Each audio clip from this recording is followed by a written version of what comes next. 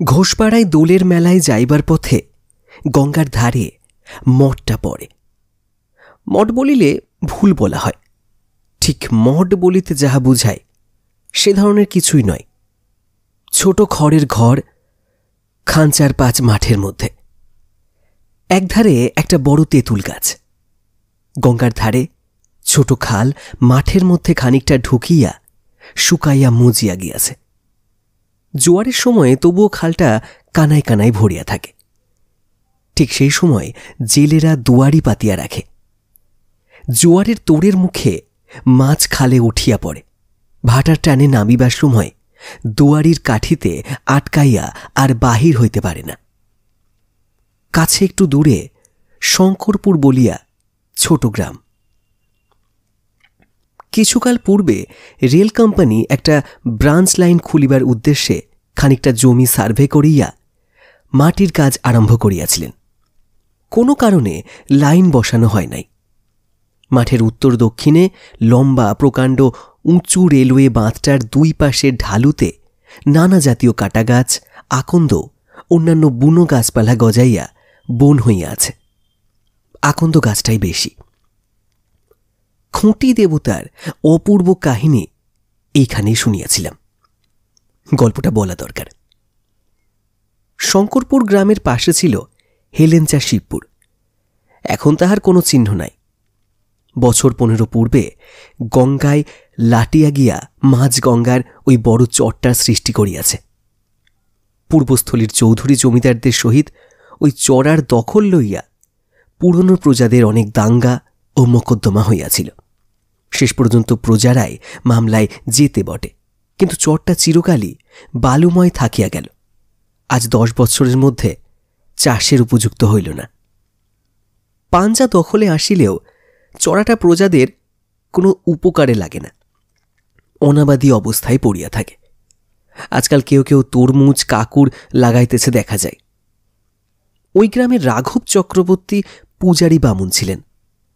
রাঘব চক্রবর্তীর কেউ ছিল না। পৈতৃক আমলের খড়ের বাড়িতে একা বাস করিতেন। একাই নদীর ঘাট হইতে জল আনিয়া বনের কাঠ কুড়াইয়া রাঁধিয়া বাড়িয়া খাইতেন। গায়ে শক্তিও ছিল খুব। পিতামহের আমলের সেকেলে ভারী পিতলের ঘড়া ভরিয়া 2 বেলা 1 পোয়া পথ দূরবর্তী গঙ্গা হইতে জল আনিতেন। ক্লান্তি বা আলস্য কাহাকে বলে জানিতেন না। রাঘব চক্রবর্তীর পয়সা চিনিতেন অত্যন্ত বেশি। রাসের চটাই পাখা তৈরি করিয়া 20 দরে ডোমেদের কাছে ঘোষপাড়ায় দুলে বিক্রয় করিতে পাঠাইয়া দিতেন। অবসর সময়ে ঝুড়ি, কুলো, ডালা বুনিয়া বিক্রয় করিতেন। মাটির প্রতিমা গড়িতে পারিতেন। উলু খড়ের টুপি, ফুল ঝাঁটা তৈরিতে তিনি পারদর্শী। সুন্দর কাপড় রিপু করিতে পারিতেন। এসব তাহার উপরই আয়ের পন্থা ছিল। সংসারে কেউ নাই, না স্ত্রী, না ছেলে মেয়ে। কে তাহার পয়সা খাইবে? তবুও রাঘব টাকা জমাইয়া যাইতেন। একটা মাটির ভাড়ে পয়সা করি রাখিতেন। সপ্তাহে 1 বার বা 2 বার ভাড়াটি উপুর করিয়া ঢালিয়া সব পয়সাগুলি সযত্নে গুনিতেন। ভাড়ের মধ্যে যাহা রাখিতেন পারতপক্ষে তাহা আর বাহির করিতেন না। গ্রামে সবাই বলিত, রাঘব চক্রবর্তীর হাতে বেশ 2 পয়সা গুছাইয়া লইয়াছেন। একদিন দুপুরে পাক সারিয়া রাঘব আহারে বসিবার উদ্যোগ করিতেছেন। এমন সময় একখানা ছই ঘেরা গরুর গাড়ি আসিয়া তাহার উঠানে থামিল। গাড়ি হইতে একটি 25-26 বছরের যুবক বাহির হইয়া আসিল। রাঘব চিনিলেন, তার দূর সম্পর্কীয় ভাগিনীয় নন্দলাল। নন্দলাল আসিয়া মামার পায়ের ধুলা লইল। রাঘব বলিলেন, এসো বাবা। ছয়ের মধ্যে কে? নন্দলাল সজ্জল মুখে বলিল, আপনার বৌমা। ও, তা কোথায় যাবে? ঘোষপাড়ার দোল দেখতে বুঝি? নন্দলাল অপ্রতিভ সুরে বলিল, আকে না, আপনার আশ্রয়ে আপাতত, মানে বামুনহাটির বাড়িঘর তো সব গিয়েছে। গত বছর মাঘ মাসে বিয়ে, তা এতদিন বাপের বাড়িতেই ছিল। সেখানে থেকে না আনলে আর ভাড়া দেখাচ্ছে না, তাই নিয়ে আজ একেবারে এখানেই। রাঘব বিশেষ সন্তুষ্ট হইলেন না। তিনি চিরকালই একা থাকিয়া আসিয়াছেন, একা থাকিতেই ভালোবাসেন। এ আবার কোথা হইতে উপসর্গ আসিয়া জুটিল? দেখো কাণ্ড। যা হোক, আপাতত বিরক্তি চাপিয়া তিনি ভাগিনীর বধূকে নামাইয়া লইবার ও পূর্ব দিকের ভিটার ছোট ঘরখানাতে তাহাদের থাকিবার বন্দোবস্ত করিলেন।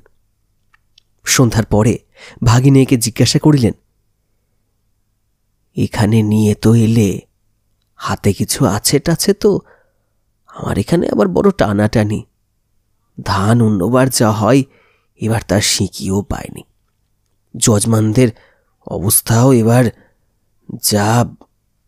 নন্দ এই কথার কিছু সন্তোষজনক জবাব দিতে পারিল না। রাঘব বলিলেন, বৌমার হাতে কিছু নেই? ও কোথায় পাবে? তবে বিয়ের দরুন গয়না কিছু আছে। ওর ওই হাত বাক্সটাতে আছে যা। জায়গা ভালো নয়, গয়নাগুলো বাক্সে রাখায় আমি বলি বেশ, 5 জন টের না পায়। আমি আবার থাকি গায়ের এক কোণে পড়ে, আর এই তো সময় যাচ্ছে, ওগুলো আগে সাবধান করা দরকার। দিন 2 পরে নন্দলাল মামাকে বলিল, আমাকে আজ একবার বেরুতে হচ্ছে মামা, একবার বীজপুরে যাব। লোক কারখানায় একটা সন্ধান পেয়েছি, একটু দেখে আসি। নন্দলাল ইতিপূর্বেও বীজপুরের কারখানায় কাজ খুঁজিয়াছে, কিন্তু তেমন লেখাপড়া জানে না বলিয়া কাজ জোটাইতে পারে নাই। বলিল, লোক কারখানায় যদি মুগুর ঠ্যাঙাতে পারি তবে এক্ষুনি কাজ জোটে। ভদ্রলোকের ছেলে, তা তো আর পেরে উঠিনে। আমার সঙ্গে পাঠশালায় পড়ত মহেন্দ্র, তারা যেতে যুগী, সে 22 ম্যানি করছে, 7.5 টাকা হপ্তা পায়, দিব্যি আছে। কিন্তু ওদেরও সব সয়। আমাকে বলেছিল হেড মিস্ত্রির কাছে নিয়ে যাবে। তা আমার দ্বারা কি হাতুড়ে পিটানো চলবে? পরদিন খুব ভোরে নন্দলাল বাটি আসিল। সে রাত্রে স্টেশনে নামিয়াছিল, কিন্তু অন্ধকারে এতটা পথ আসিতে না পারিয়া সেখানেই শুইয়াছিল। শেষ রাত্রের দিকে জ্যোৎস্না উঠিলে রওনা হইয়াছে। নন্দলাল বাড়ি ফিরিয়া দেখিল তখনও মামা উঠেন নাই। পূবের ভিটার ঘরে স্ত্রীও তখন ঘুমাইতেছে। স্ত্রীকে জাগাইতে গিয়া দেখিল গহনার বাক্স ঘরের মধ্যে নাই। স্ত্রীকে উঠাইয়া বলিল, গহনার বাক্স কোথায়? স্ত্রী অবাক হয়ে গেল, বলিল, আহা, ঠাট্টা করা হচ্ছে বুঝি? এই তো শিওরে এইখানে ছিল, লুকিয়েছ বুঝি? কিছুক্ষণ পরে স্বামী স্ত্রী দুজনেই মাথায় হাত দিয়া বসিল। ঘরের কোথাও বাক্স নাই। খোঁজাখুঁজি অনেক করা হইল। মামাও বিছানা ছাড়িয়া উঠিয়া আসলেন। চুরির কথা শুনিয়া অবাক হইলেন। নিজে চারিদিকে ছোটাছুটি করিয়া বাক্সের বা চোরের খোঁজ করিতে লাগিলেন। প্রতিবেশীরাও আসিল, থানাতেও খবর গেল, কিছুই হইল না। নন্দলালের স্ত্রীর বয়স 20-21, রং টকটকে ফর্সা, মুখ সুশ্রী, বড় শান্ত ও সরল মেয়েটি। তার বাপের বাড়ির অবস্থা বেশ ভালো, কিন্তু বৃদ্ধ বয়সে 3য় পক্ষে বিবাহ করিয়া তার পূর্বে 2 পক্ষের সন্তানিদিগকে এখন আর দেখিতে পারেন নাই। বিবাহের সময় এই গহনাগুলো তিনিই মেয়েকে দিয়াছিলেন। এই হিসাবে দিয়াছিলেন যে গহনাগুলো লইয়া মেয়ে যেন বাপের বাড়ির ওপর সকল দাবি দাওয়া ত্যাগ করে। পিতার কর্তব্য এইখানেই তিনি শেষ করিলেন। নন্দলালের অবস্থা কোনো কালেই ভালো নয়। বিবাহের পর যেন তাহা আরও খারাপ হইয়া পড়িল। ওই গহনা কয়খানি দাঁড়াইল সংসারের একমাত্র সম্বল। গহনাগুলির ওপর নন্দলাল 2 ঝোঁক দিয়াছিল, একবার পাটের ব্যবসা ফাঁদিতে, আর একবার মুদির দোকান খুলিতে শিমুরালির বাজারে।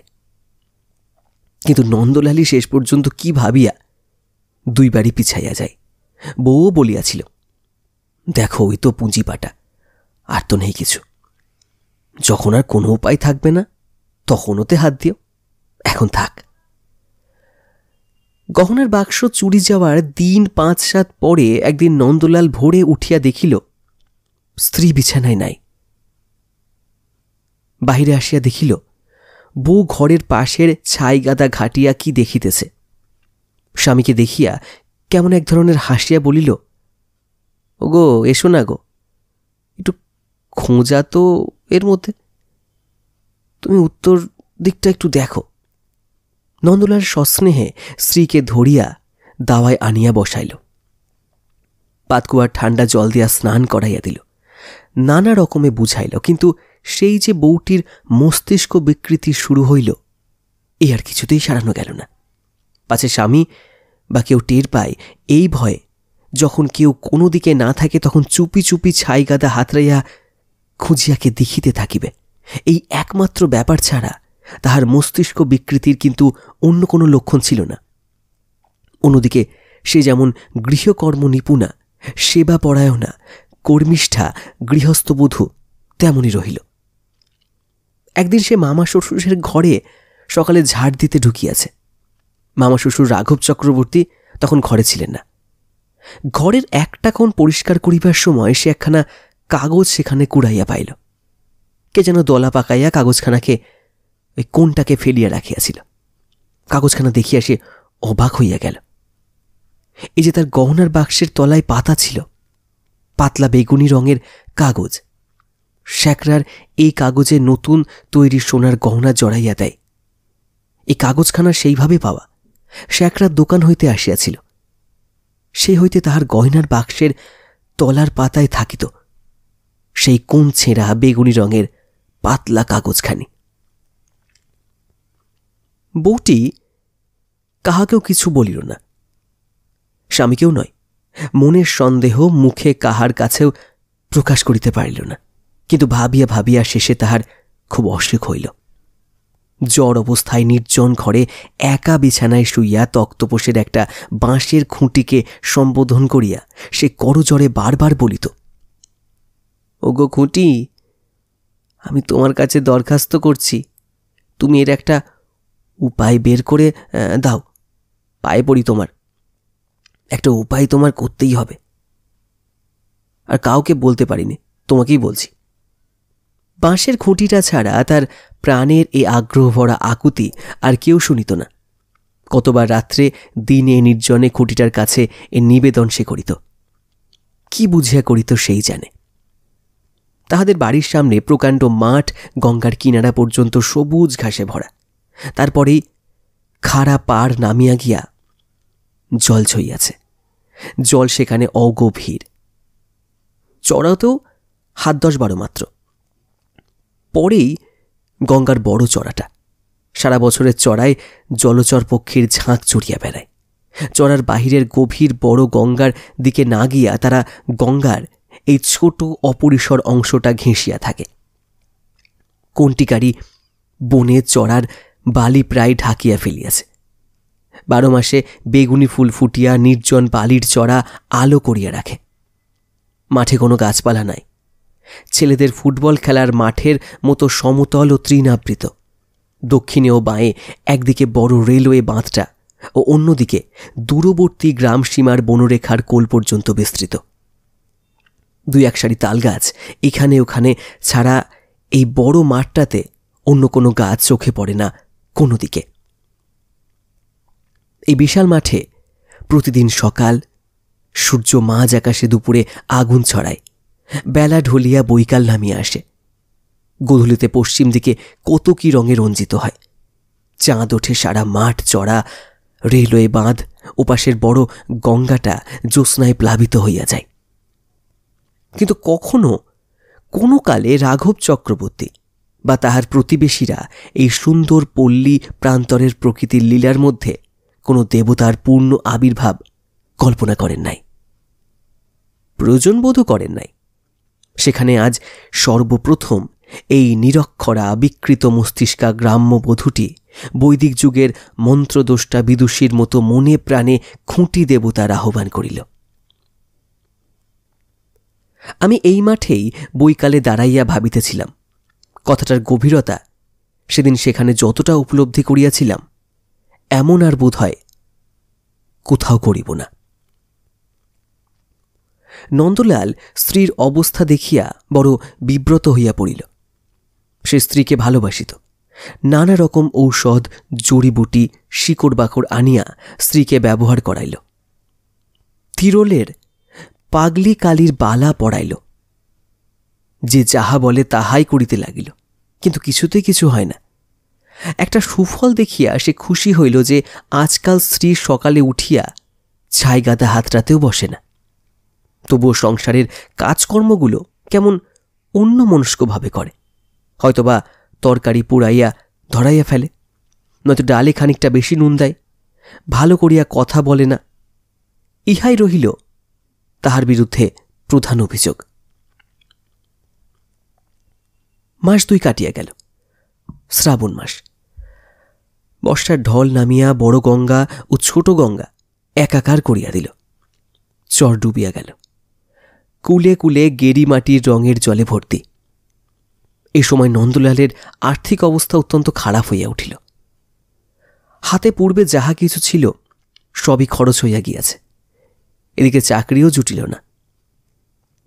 রাঘব চক্রবর্তী ভাগিনেয়কে খুঁটিনাটি লইয়া বকুনি শুরু করিলেন। ভাগিনেয়কে ডাকিয়া বলিলেন, কোনো কিছু একটা দেখে নিতে তো পারলে না? তা দিন কতক এখন না হয় বৌমাকে বাপের বাড়ি রেখে তুমি কলকাতার দিকে গিয়ে কাজকর্মের ভালো করে চেষ্টা করো, নইলে আমি আর কি করে চালাই বলো? এই তো দেখছো অবস্থা, ইত্যাদি। নন্দলাল পড়িয়া গেল মহাবিপদে। না আছে চাকরি, না আছে কোনো সম্বল। ওদিকে অসুস্থ তরুণী বধূ ঘরে। বীজপুরের কারখানায় কয়েকবার যাতায়াতের ফলে একজন রঙের মিস্ত্রির সঙ্গে বন্ধুত্ব হইয়া গিয়াছিল। তাহাকে বলিয়া কইয়া তাহার বাসায় বউকে লইয়া গিয়া আপাতত তুলিল। 2টি মাত্র ঘর। একখানা ঘরে মিস্ত্রি একলা থাকে, অন্য ঘরখানি নন্দলালকে ছাড়িয়া দিল। মিস্ত্রি গাড়িতে অক্ষর লেখে। সে চেষ্টা করিয়া সাহেবকে ধরিয়া নন্দলালের জন্য একটা ঠিকা কাজ জুটাইয়া দিল। একটা বড় লম্বা রেক আগাগোড়া পুরানো রং উঠাইয়া নতুন রং করা হইবে। নন্দলাল জমির রং করিবার জন্য 1 মাসের চুক্তিতে নিযুক্ত হইল। রাঘব চক্রবর্তী কিছুকালের জন্য হাঁপ ছেড়ে বাঁচিলেন। হঠাৎ একদিন তিনি অনেকজন মজুর ধরিয়া বাড়ির উঠান পরিষ্কার করাইতে লাগিলেন। শখ করিয়া একজোড়া হরিণের চামড়া জুতো কিনিয়া আনিলেন। এমনকি পূজার সময় একবার কাশী বেড়াইতে যাইবার সংকল্প করিয়া ফেলিলেন। আশ্বিনের প্রথম বর্ষা একটু কমিল। রাঘব চক্রবর্তী বাড়ির চারিধারে পাঁচিল গাঁথিবার মিস্ত্রি খাটাইতেছিলেন। সারাদিন পরিশ্রমের পর গঙ্গায় গা ধুইয়া আসিয়া সন্ধ্যার পরই তিনি শুইয়া পড়িলেন। অত পরিশ্রম করিবার পর তিনি শুইলেন বটে, কিন্তু তার ঘুম আদেও আসিল না। ঘুমাইবার বৃথা চেষ্টায় সারা রাত্রি ছটফট করিয়া শেষ রাত্রে উঠিয়া তামাক খাইতে বসলেন। দিনমানেও দুপুরে ঘুমাইবার চেষ্টা করিলেন, কিছুতেই ঘুম হইল না। সারাদিনের মজুর খাটাইবার পরিশ্রমের ফলে শরীর যা গরম হইয়াছে। সেদিনও যখন রাত্রে ঘুম আসিল না, তখন পাঁচিল গাঁথার জন্য মজুরকে বলিয়া দিলেন, এখন 2 দিন কাজ বন্ধ থাকুক। পরদিন রাত্রে সামান্য কিছু আহার করিয়া ঠান্ডা জল মাথায় দিয়া ও হাত পা ধুইয়া সকাল সকাল শুইয়া পড়িলেন। প্রথমটা ঘুম না আসাতে ভাবিলেন ঘুমের সময় এখনো ঠিক হয় নাই কিনা, তাই ঘুম আসিতেছে না। এপাশ ওপাশ করিতে লাগিলেন। 10টা, 11টা, 12টা। রাঘব প্রাণপণে চক্ষু বুজিয়া রহিলেন। নানাভাবে ঘুরিয়া ফিরিয়া শুইয়া দেখিলেন ঘুম এখনো আসে না কেন। আরো ঘণ্টা 2 কাটিয়ে গেল, ঘুমের চিহ্নও নাই। চাঁদ ঢলিয়া পড়িল। জানালা দিয়া যে বাতাস বহিতেছে তাহা আগেকার অপেক্ষা ঠান্ডা। রাঘবের কেমন ভয় হইল। তবে বোধ হয় আজও ঘুম হইবে না, ভাবিতেও বুকটা কেমন করিয়া উঠিল। আজ রাত্রে না ঘুম হইলে কাল তিনি বাঁচিবেন কি করিয়া? উঠিয়া মাথায় আর একবার জল দিলেন, আবার শুইলেন, আবার প্রাণপণে ঘুমাইবার চেষ্টা করিলেন। কিন্তু এই ভাবিয়া তাহার মাথা গরম হইয়া উঠিল, ঘুম ঘুম যদি না আসে তাহা হইলে? রাত্রি ফর্সা হইয়া কাক কোকিল ডাকিয়া উঠিল। তখনও হতভাগ্য রাঘব চক্রবর্তী বিছানায় ছটফট করিতে করিতে ঘুমাইবার বৃথা চেষ্টা করিতেছেন। ঠিক এইভাবে কাটিয়া গেল আরো 8 দিন। এই 8 দিনের মধ্যে কি দিনে কি রাত্রে রাঘবের চোখে এতটুকু ঘুম আসিল না পলকের নিমিত্ত। রাঘব পাগলের মতো হইলেন। যে যাহা বলিল তাহাই করিয়া দেখিলেন। ডাব খাইয়া উপকূলের পচা পাক মাথায় দিন রাত দিয়া থাকিতে থাকিতে নিউমোনিয়া হইবার উপক্রম হইল। অবশেষে বাঁশবেড়ের মনোহর ডাক্তারের ঔষধ ব্যবহার করিয়া দেখিলেন, কিন্তু কিছুতেই কিছু হয় না। আরও দিন 6-7 কাটিয়া গেল। রাঘব সন্ধ্যার পরই হাত পা ধুইয়া মন স্থির করিয়া শুইতে যান, কিন্তু বালিশে মাথা দিয়াই বুকের মধ্যে গুড়গুড় করে। আজও বোধহয় ঘুম। বাকিটা আর রাঘব ভাবিতে পারেন নাই। রাজমিস্ত্রির দল কাজ শেষ না করিয়াই চলিয়া গেল। উঠানে জঙ্গল বাঁধিয়া উঠিল। রাঘব স্নানাহার করিতে চান না, চলাফেরা করিতে চান না, সবসময় ঘরের দাওয়ায় চুপ করিয়া বসিয়া থাকেন। তামাক খাইবার রুচিও ক্রমে হারাইয়া ফেলিলেন। লোকজনের সঙ্গে ভালো করিয়া কথাবার্তা কহিতে ভালোবাসেন না। পয়সার অভয় উপুর করিয়া গনিয়া দেখিবার স্পৃহাও চলিয়া গেল। চিকিৎসা তখনও চলিতেছে। গ্রামের বৃদ্ধ শিব কবিরাজ বলিলেন, তোমার রোগটা হচ্ছে মানসিক। ঘুম হবে না এ কথা ভাবো কেন? খুব সাহস করবে, মনে মনে জোর করে ভাববে আজ ঘুম হবে, নিশ্চয় হবে, আজ ঠিক ঘুমোবো। এরকম করে দেখো দেখি। আর সকাল সকাল শুতে যেও না, যে সময় যেতে সেই সময় যাবে। কবিরাজের পরামর্শ মতো রাঘব সন্ধ্যার পর পুরনো দিনের মতো রন্ধন করিয়া আহার করিলেন। দাওয়ায় বসিয়া গুনগুন করিয়া গানও গাহিলেন। তারপর ঠান্ডা জলে হাত পা ও মাথা ধুইয়া শয়ন করিতে লাগিলেন। মনে মনে দৃঢ় সংকল্প করিলেন, আজ তিনি নিশ্চয়ই ঘুমাইবেন, নিশ্চয় নিশ্চয়। কিন্তু বালিশে মাথা দিয়াই বুকটা কেমন যেন করিয়া উঠিল। ঘুম যদি না হয়, পরক্ষণেই মন হইতে সে কথা ঝাড়িয়া ফেলিয়া দিলেন, নিশ্চয়ই ঘুম হইবে। পাশ ফিরিয়া পাশ বালিশটা আঁকড়াইয়া শুইলেন। ঘরের দেওয়ালের একখানা বাঁধানো রাধাকৃষ্ণের ছবি বাতাস লাগিয়া ঠক ঠক শব্দ করিতেছে দেখিয়া আবার বিছানা হইতে উঠিয়া সেখানা নামাইয়া রাখিলেন। পুনরায় শুইয়া পড়িয়া জোর করিয়া চোখ বুজিয়া রহিলেন। 1/2 ঘণ্টা, 1 ঘণ্টা। এইবার তিনি নিশ্চয়ই ঘুমাইবেন। বুকের মধ্যে গুড়গুড় করিতেছে কেন? না, এইবার ঘুমাইবেনই। 2 ঘণ্টা, 3 ঘণ্টা, রাত 1টা। গ্রাম নিশুতি, কোনো দিকে সারা শব্দ নাই। কাউর পাড়ায় 1-8টা কুকুরের ঘেউ ঘেউ ছাড়া। নার রাত বেশি হইয়াছে। আর রাঘব জাগিয়া থাকিবেন না, এইবার ঘুমাইবেন। বাঁদিকে শুইয়া সুবিধা হইতেছে না। হাতখানা বেকায়দায় কেমন যেন মুচকাইয়া আছে। ডান দিক ফিরিয়া শুইবেন। ছাড়পোকা না, ছাড়পোকা তো বিছানায় নাই। যা হোক, জায়গাটা একবার হাত বুলাইয়া লইয়া ভালো, যাকে এইবার ঘুমাইবেন। এতক্ষণ নিশ্চিন্ত হলেন। রাত 2টা, কিন্তু নিশ্চিন্ত হইতে পারিলেন না। একটা হাট কি মেলা কোথায় যেন বসিয়াছে। রাঘব দাঁড়াইয়া দাঁড়াইয়া দেখিতেছেন। সব লোক চলিয়া গেল। তবুও 2-10 জন এখনো হাট চালিতে ভিড় করিয়া দাঁড়াইয়া শুটকি চিংড়ি মাছের দর কষাকষি করিতেছে। ইহারা বিদায় হইলেই রাঘব নিশ্চিন্ত মনে ঘুমাইবেন। একটা লোক চলিয়া গেল। 2টার 3টার, এখনো 7 লোক বাকি। রাঘব তাহাদের নিকট গিয়া চলিয়া যাইবার অনুরোধ করিতেছেন, অনুনয় বিনয় করিতেছেন, হাত জোর করিতেছেন তিনি। একটু এইবার ঘুমাইবেন, দোহাই তাহাদের, তাহারা চলিয়া যাক। এখনো 3 বাকি। রাঘবের মনে উল্লাস হইল। আর বিলম্ব নাই, এখনো 2 জন। এই 2 জন চলিয়া গেলেই ঘুমাইবেন। আর 1 জন মাত্র। মিনিট 15 দেরি, তা হইলেই ঘুমাইবেন। হঠাৎ রাঘব বিছানার উপর উঠিয়া বসলেন। হাট তো কোথাও বসে নাই।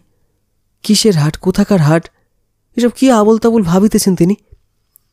ঘুম তাহা হইলে বোধহয়। রাঘব কথাটা ভাবিতেও সাহস করিলেন না। কত রাত? ওটা কিসের শব্দ? বীজপুরের কারখানায় ভোরের বাঁশি বাজিতেছে নাকি? সে তো রাত 4টার বাজে। এখনই রাত 4টা বাজিল? অসম্ভব। যাক, যথেষ্ট বাজে কথা ভাবিয়া রাত কাটাইয়াছেন, আর নয়। এইবার তিনি ঘুমাইবেন। অল্প একটু ঘোর আসিয়াছিল কিনা কে জানে। ভোরের ঠান্ডা বাতাসে হয়তো একটু আসিতেও পারে, কিন্তু রাঘবের দৃঢ় বিশ্বাস তিনি এতটুকু ঘুমান নাই। চোখ চাহিয়াছিলেন। হঠাৎ একটা ব্যাপার ঘটিল। বিস্মিত দেখিলেন তার খাটের পাশের বাঁশের খুঁটিটা যেন ধীরে ধীরে একটা বিরাটাকায় মূর্তি পরিগ্রহ করিয়া তাহার মাথার শিয়রে আসিয়া দাঁড়াইল। ব্যঙ্গের সুরে অঙ্গুলি হেলাইয়া বলিল, মূর্খ, ঘুমোবার ইচ্ছে থাকে তো কালই গয়নার বাক্স ফেরত দিস। ভাগ্নে বউয়ের গয়না চুরি করেছিস? লজ্জা করে না? বীজপুরের কারখানার বাঁশির শব্দে রাঘবের ঘোর কাটিয়া গেল। ফর্সা হইয়া গিয়াছে। রাঘবের বুক ধরপড় করিতেছে, চোখ জ্বালা করিতেছে, মাথা যেন বোঝা, শরীর ভাঙিয়া পড়িতে চাইছে। না, তিনি একটুও ঘুমান নাই, একটুও না। বাসায় খুঁটিরুটি কিচ্ছু না, ওসব মাথা গরমের তরুণ। কিন্তু ঠিক একই স্বপ্ন রাঘব পরপর 2 দিন দেখিলেন, ঠিক একই সময়ে, ভোর রাত্রে, বীজপুরের কারখানার বাঁশি বাজিবার পূর্বে। ঘুমান নাই। তবে স্বপ্ন কোথা হইতে আসিবে? বীজপুরের বাসায় অন্য কেউ তখন ছিল না। নন্দলাল কাজে বাহির হইয়াছে। নন্দলালের স্ত্রী সাবান দিয়া কাপড় কাচিতেছিল। হঠাৎ রুক্ষ চুল, জীর্ণ চেহারার মামা শ্বশুরকে বাসায় ঢুকিতে দেখিয়া সে বিস্মিত মুখে একবার চাহিয়ায় লজ্জায় ঘোমটা দিয়া উঠিয়া দাঁড়াইল। রাঘব চক্রবর্তী একবার চারিদিকে চাহিয়ায় কাছে আসিয়া ভাগিনী বধূর পা জড়াইয়া ধরিয়া কাঁদিয়া ফেলিলেন। বলিলেন, মা, তুমি মানুষ নও, তুমি কোনো দেবতার ঠাকুর দেবতা হবে। ছেলে বলে আমায় মাফ করো। তারপর পটুলি খুলিয়া সব গহনাগুলো ভাগিনী বধূর হাতে প্রত্যার্পণ করিলেন, কিন্তু বাসায় থাকিতে রাজি হইলেন না। নন্দলালের কাছে কিছু বলবার মুখ নেই তার। তুমি মা, তোমার কাছে বলতে লজ্জা নেই, বুঝলে না? কিন্তু তার কাছে। ইহার 5-6 মাস পরে রাঘব চক্রবর্তী গুরুতর অসুখের সংবাদ পাইয়া নন্দলাল সস্ত্রী গরুর গাড়ি করিয়া তাহাকে দেখিতে গেল। ইহারা যাইবার 1 সাতেক পরে রাঘবের মৃত্যু হইল। মৃত্যুর পূর্বে তিনি তাহার যাহা কিছু জমি জমা সব উইল করিয়া ভাগিনীর বধূকে দিয়া গেলেন। কিছু পোতা টাকার সন্ধানও দিয়া গেলেন। নন্দলালের স্ত্রীকে কাছে বসাইয়া নিজের স্বপ্ন বৃত্তান্ত বলিয়া গেলেন। বলিলেন, এই যে দেখছ ঘর, এই যে বাঁশের খুঁটি, এর মধ্যে দেবতা আছেন মা, বিশ্বাস করো আমার কথা। ভাগিনী বধূ শিহরিয়া উঠিল। সেই ঘর, সেই বাঁশের খুঁটি।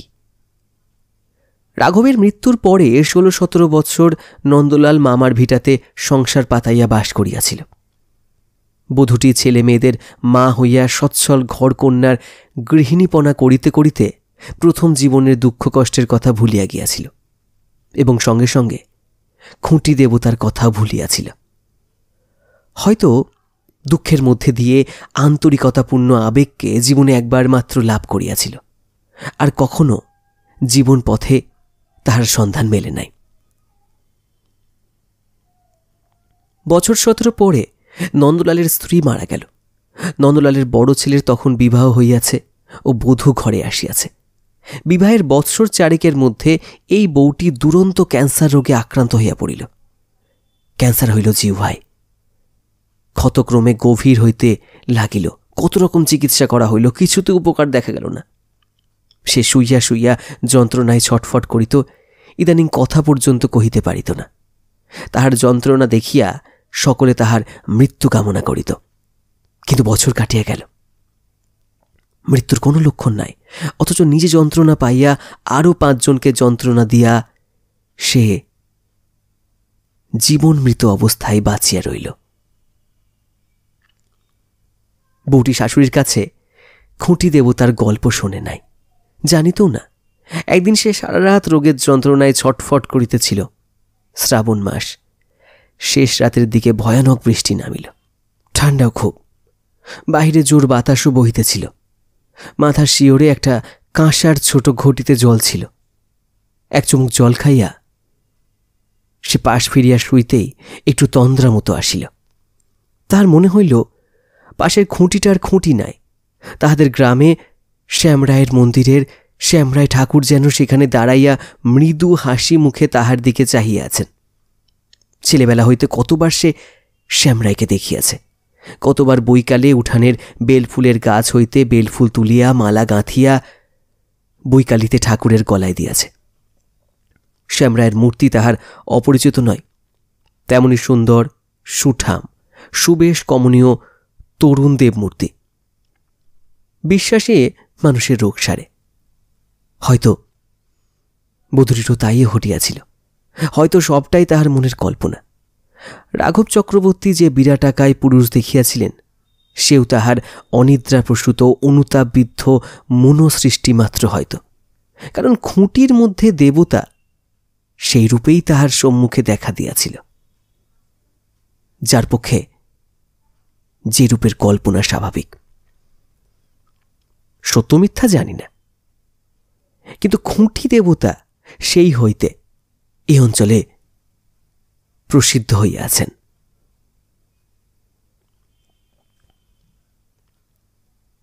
শুনলেন বিভূতিভূষণ বন্দ্যোপাধ্যায়ের লেখা অতি প্রাকৃত গল্প সমগ্র থেকে খুঁটি দেবতা। গল্প পাঠ এবং গল্পের সমস্ত চরিত্রে আমি যন্তর মন্তর। অসংখ্য ধন্যবাদ সম্পূর্ণ গল্পটি শোনার জন্য। নতুন পর্ব নিয়ে ফিরব। এরকম একক গল্প পাঠ আপনাদের যদি পছন্দ হয় তাহলে চ্যানেলটি সাবস্ক্রাইব করে পাশে রাখবেন, আর বেল আইকনকে প্রেস করতেও ভুলবেন না। নতুন গল্প এলেই আপনার কাছে সবার আগে পৌঁছবে। ধন্যবাদ।